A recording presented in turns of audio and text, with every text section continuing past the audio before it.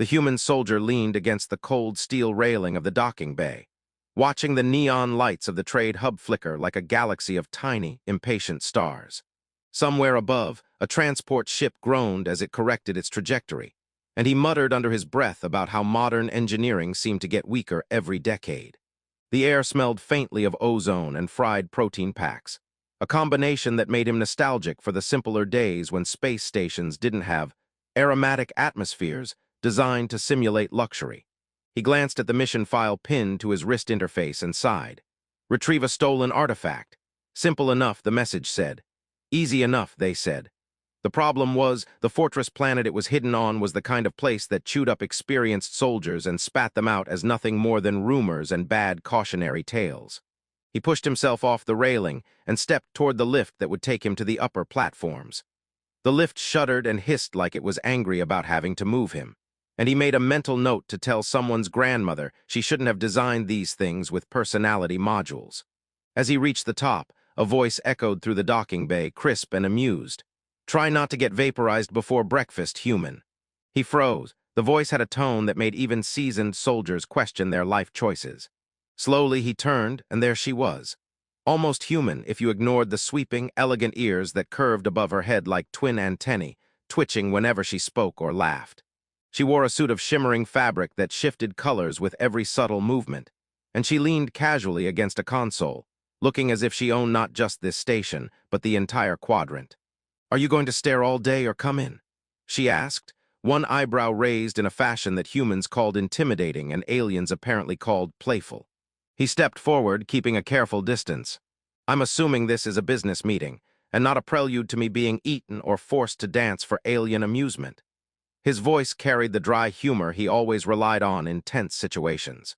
It didn't always lighten the mood, but it usually kept him sane. She tilted her head, letting her ears twitch in what seemed like a mixture of curiosity and amusement. Both are possibilities, she said, but I prefer negotiations first. I like to see if my clients have a sense of humor before I dispose of them. He gave a crooked smile. Good to know. I was beginning to think my sarcasm would be wasted on someone who actually takes life seriously. Her laughter was unexpected, melodious with a sharp edge that made his chest tighten slightly. Don't get used to that, she said. I reserve it for rare occasions and human foolishness. She gestured at the holographic table between them. The image flickered into existence, displaying a three-dimensional map of a fortress planet that looked more like a spiked jewel than a strategic target. This is where your talents are required. Retrieve this, she said, pointing at a small, glowing orb at the center of the fortress.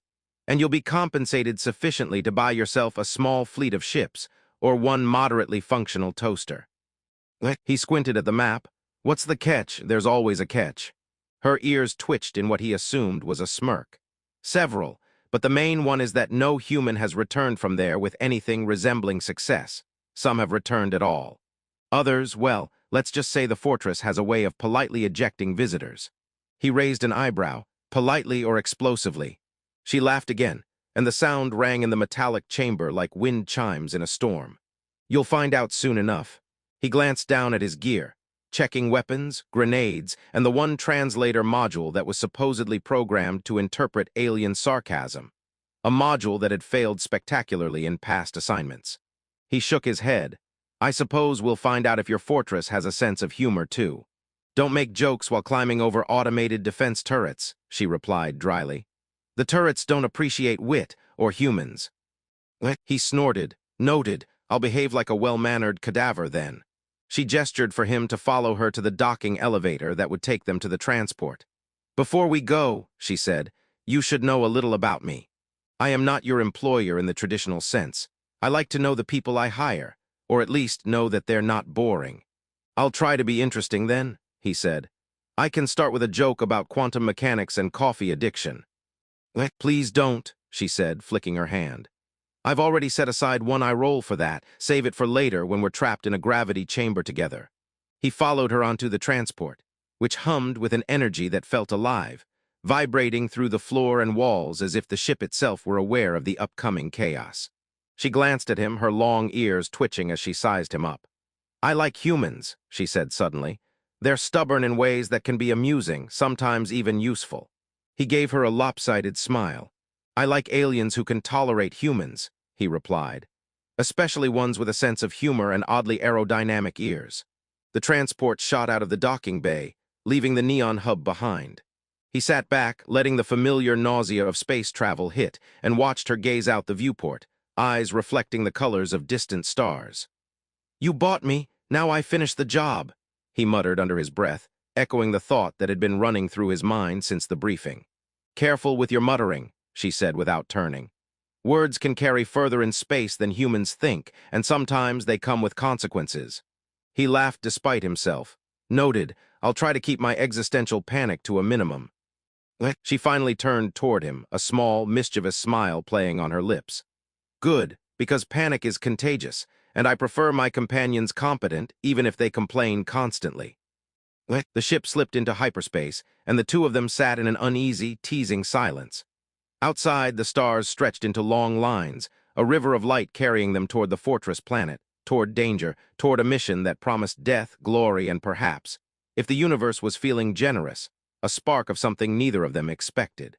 And somewhere in the back of his mind, the soldier realized that whatever awaited him, it wouldn't be just another mission. It would be an adventure, awkward and humorous, terrifying and exhilarating, and somehow entirely impossible to ignore. The fortress planet loomed ahead like a dark jewel embedded in the void, its jagged spires catching stray beams of starlight and refracting them into chaotic patterns that looked almost like warnings written in laser fire. The human soldier adjusted his armor, muttering about how whoever designed this place must have been either brilliant or sadistic, probably both. The transport shook as it entered the planet's gravity well, and he gripped the rail, trying not to look as if he was about to audition for a zero-gravity slapstick routine. You look tense, the alien woman said from the pilot's seat, her long ears twitching in a way that made him suspect she was secretly amused at his discomfort. Relax, it's only a fortress designed to vaporize intruders. Piece of cake. He gave her a flat look. My mother would call that a comforting thought. She smirked. I like your mother, she has taste in sarcasm. They landed in a small clearing near the fortress, where automated defense drones hovered lazily like overfed hummingbirds. The soldier scanned the perimeter, noting the turrets that swiveled on invisible rails, the laser grids crisscrossing the open area, and the subtle, almost imperceptible hum that suggested a planetary AI had its circuits firmly embedded in every rock and wall. First question, he said. Does this fortress have a sense of humor or just a penchant for impaling people? Mostly the latter, she replied. Although the AI does enjoy ironic jokes, you might survive if you insult it cleverly. He raised an eyebrow. Great, I'm a natural at talking my way into explosions. She laughed, a soft, ringing sound that made his chest feel oddly lighter, and even the drones seemed to hesitate, as if unsure whether to fire or applaud. Follow me, she said, producing a small device that projected a holographic map of the interior. The corridors twisted in impossible angles, and the floors seemed to tilt subtly, giving an impression of constant motion. Gravity is adjustable here.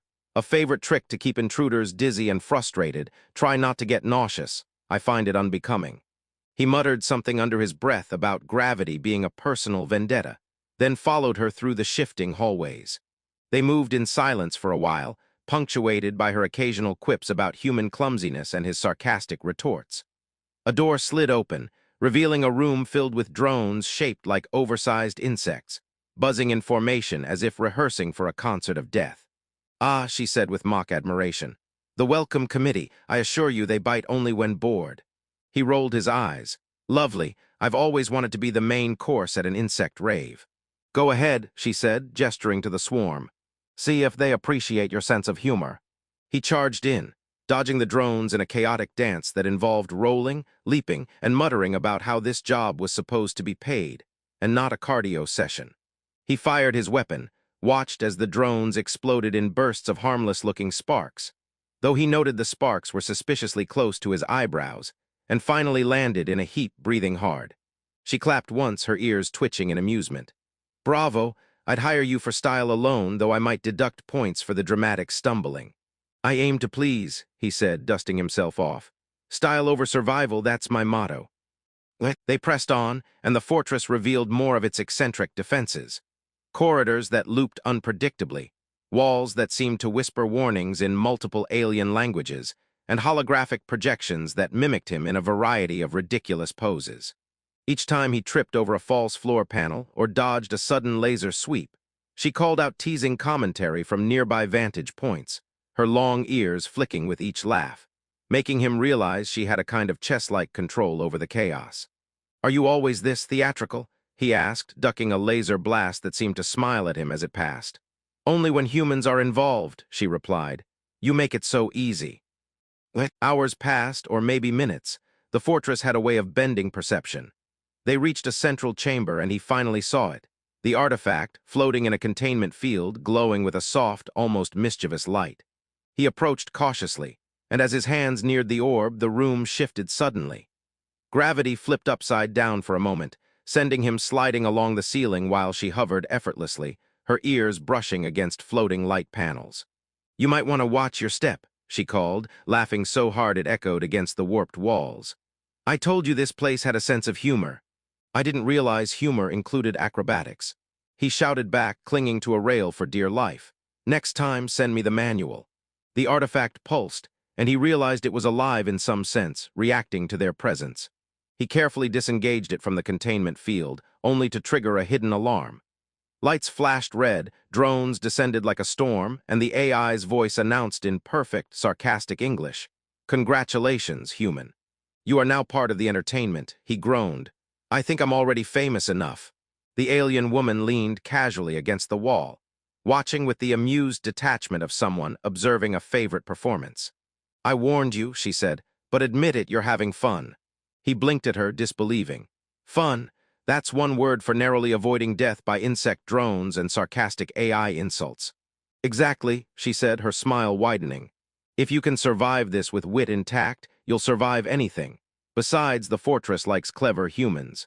He glanced at the artifact, feeling its subtle pulse in his hands, and a flicker of admiration passed through him. "I've dealt with a lot of dangerous tech," he said, "but this has personality." "Personality is the key to survival here," she replied. "Treat it with respect, and it may let you leave with your eyebrows intact." They fought their way out of the chamber in a chaotic, humorous scramble of lasers, gravity shifts, and narrowly avoided explosions. At one point, he found himself dangling from a ceiling rail, yelling about how alien architects clearly had sadistic streaks, while she floated past him, ears twitching in amusement, tossing a grappling device that saved him from plummeting into a pit of mildly acidic sludge. When they finally emerged into the fortress courtyard, both panting and exhilarated, he looked at her and said, "You know, this isn't so bad when someone else provides the commentary." "You're learning," she said, ears flicking once as if marking a job well done. "But don't get used to it. There's always more chaos ahead." He chuckled, brushing debris from his armor. "Well, at least the chaos comes with a laugh track." She tilted her head, smiling at him in a way that made him suddenly aware of how different and intriguing she truly was. The fortress still hummed behind them, a living, sarcastic entity, and somewhere inside, he knew the next stage of their adventure awaited, full of danger, absurdity, and the beginnings of an unexpected connection that neither mission nor galaxy could have predicted.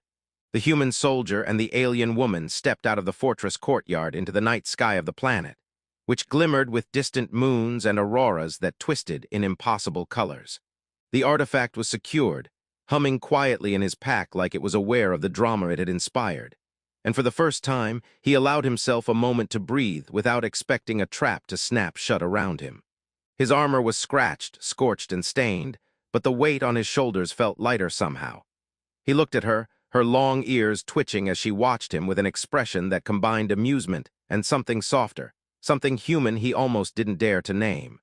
"You look like you survived," she said, voice teasing, but there was no mistaking the flicker of genuine relief. "I've had worse mornings," he replied, rubbing a cut on his cheek. "Although none that involved gravity chambers, sarcastic AI, and insect drones doing interpretive dance." She laughed, a sound that somehow made the chaos behind them seem like a distant story, rather than an ongoing danger. "I warned you about their taste in entertainment. Some people find them charming." He rolled his eyes, though the corner of his mouth twitched in the beginnings of a smile. "Charming is not the word I would use. Possibly sadistic with a flair for the dramatic." "You're learning," she said. "I like that in a human, adaptability and wit, especially wit." He blinked at her. I've spent my career wondering if anyone would ever notice. You seem different. You notice. Her ears twitched, a subtle sign of her emotion, and she stepped closer, though the danger of the fortress still lingered in the air, reminding them that survival wasn't guaranteed until they were well off the planet. I've had to notice everything, she said quietly. It keeps me alive, but with you, I wanted to see if you'd make it to the end without being dull, and you did. He swallowed, the weight of both relief and unexpected pride settling over him. So what happens now? Do we part ways? Do I get a medal or a job reference, or something worse? She grinned, ears flicking with mischief. Something better. You bought me, yes, but the job, oh well, you finished it. And I prefer to reward competence. He arched an eyebrow, and that reward is... She extended her hand, a simple gesture loaded with promise. Partnership, not just for business. Not just for surviving idiotically dangerous missions. Partnership in every way that counts. You've proven yourself not as a hired gun, but as someone I can trust. Someone I enjoy watching struggle through gravity chambers while cracking jokes. He chuckled, the sound low and honest. I think that's the most sincere compliment I've ever received while dodging death. She laughed again, and in that moment, the tension that had followed him for months, the near-death experiences, the sarcastic AI, the insect drones, seemed to dissolve into something lighter, warmer. Come with me, she said, tugging gently at his sleeve. There's a celebration of sorts, not a ceremony, really. Just life and laughter and other things we might have avoided if we were boring humans and aliens. He followed her through the strange, floating city that had begun to feel like home in its eccentric, illogical way. Holographic banners shimmered, showing images of the artifact, the fortress, and a few of his own chaotic tumbles, all projected with a wink of humor. Citizens of multiple species nodded at him with curious amusement, and for the first time, he noticed that surviving wasn't just about skill or luck. It was about connecting with those around him, about finding humor and humanity in even the strangest corners of the galaxy. The alien woman led him to a platform suspended over the city, lights twinkling beneath them like tiny stars trapped in glass. You see, she said, turning toward him, ears twitching delicately, life is unpredictable. Missions can be deadly, artifacts can hum, and AI can be sarcastic. But sometimes, out of all the chaos, you find something that makes the danger worthwhile. Companionship, connection, laughter. He looked at her, really looked at her for the first time beyond the long ears and the teasing smile, and felt a strange clarity. The soldier who had arrived on the planet expecting only danger, reward, and the usual cynicism now recognized himself in a new way. He was not just a hired gun. He was capable of care, of partnership, of joy even amid catastrophe. And maybe, just maybe, he was capable of love. Well, he said, letting his armor relax in the warm, alien night, I suppose that means I'm officially more than just a human who follows orders. Officially, she said, stepping closer, letting her long ears brush against the faint glow of the floating lights. Unofficially, you're the one who made surviving this adventure surprisingly enjoyable. He laughed, and this time it wasn't nervous, it wasn't sarcastic, it was real. He reached out, taking her hand in a firm, careful grip. She smiled at him, her ears twitching as if acknowledging a secret, shared understanding. So what do we do now? He asked. Now, she said, tilting her head. Now we live, we laugh, we occasionally dodge sarcastic AI and deadly drones, and we do it together. He shook his head, marveling at how absurdly perfect it felt. Together, right, I can handle that, mostly. She grinned, and for the first time he noticed a small, almost imperceptible blush across her cheeks. Mostly is enough, she said. Besides, you've already proven you're competent in the face of absurdity. That's more than enough. The city around them pulsed with energy. The floating gardens, neon lights, and alien citizens moving in harmony with the unpredictable rhythm of life. Somewhere above, a drone hovered lazily, waving a tiny metallic appendage as if offering congratulations. The soldier shook his head and laughed again. Only he would survive the fortress. Only he would make it through sarcastic AI insults and insect drones. Only he would end up here, standing with an alien woman who had purchased his service, but had given him something infinitely greater in return. I never thought a mission could end like this, he said quietly. She nudged him playfully, her ears brushing against his shoulder. You should expect the unexpected, especially with me. And so they stood together, hands entwined, watching the lights of the city shimmer below and the stars stretch endlessly above. Two unlikely companions bound by danger, laughter, and a shared journey that had transformed them both. The soldier who had come seeking only to finish a job now understood something profound. Survival was more than escaping death. It was about connection, humor, and the willingness to embrace chaos with someone you trusted. He tightened his grip on her hand, feeling her pulse, her warmth, and the steady reassurance of her presence. "Then let's embrace chaos," he said, voice low but steady. "Together," she replied, ears flicking in amusement and affection. And with that, they walked forward into the unknown, the galaxy stretching endlessly before them, unpredictable, dangerous, absurd, and completely theirs. The human soldier had